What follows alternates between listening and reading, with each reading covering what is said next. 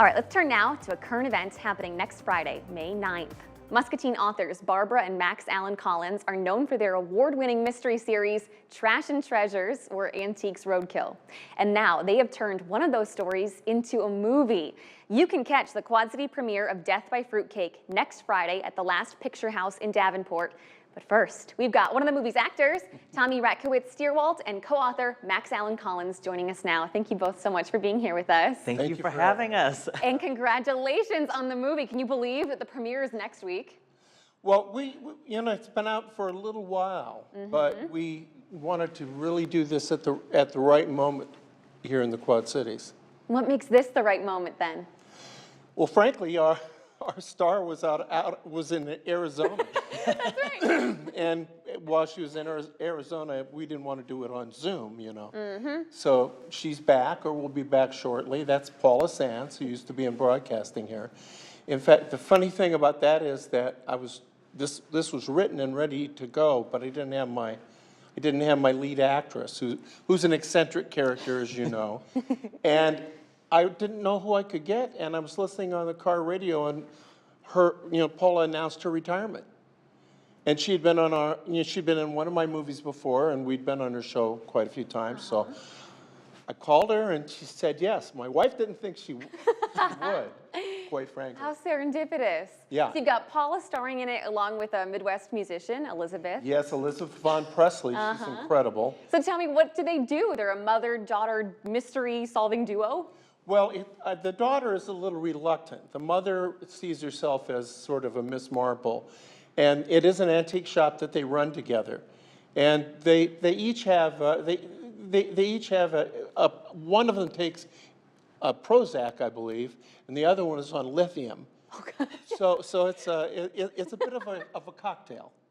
I can imagine. Yeah, so they're very funny. I mean, it's a comedy mystery. I don't think there's any doubt that it's as much a comedy as it is a mystery. And Tommy here is probably one of the chief suspects. Oh, yes, Tommy, who do you play? So I play Miguel, one of the leads in the kind of the play within a play, and he kind of gets himself into a little bit of a pickle when the lead actress all of a sudden is found dead. And like Max said, he is one of the prime suspects, but it's been kind of nice to bring my live theater expertise to this, so it was kind of an easy switch over for me as an actor. Yeah, where did you guys film this? How long did that process take?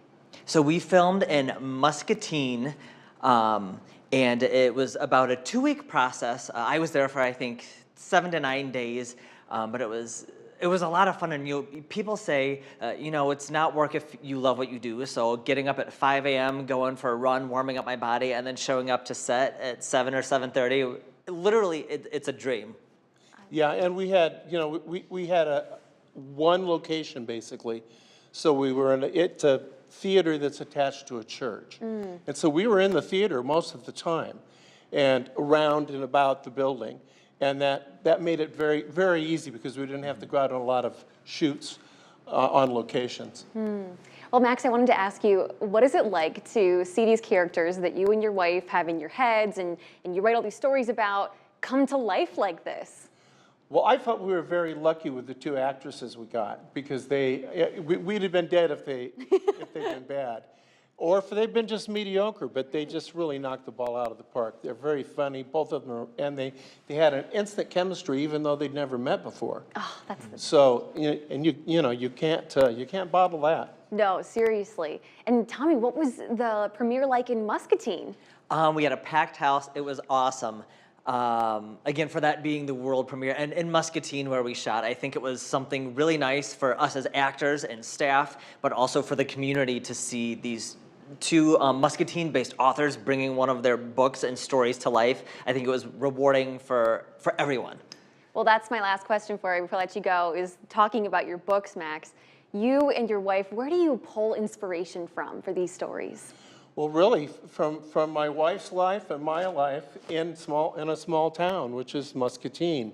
But just about everything we experience gets in these books, because it's, we're not living in New York or LA. So, but it's that small town stuff that is I think, really compelling to a lot of readers. Well, actually, I think this is so cool. Can you tell people what the name of the town is that you set your story in? Well, it's Serenity, of course.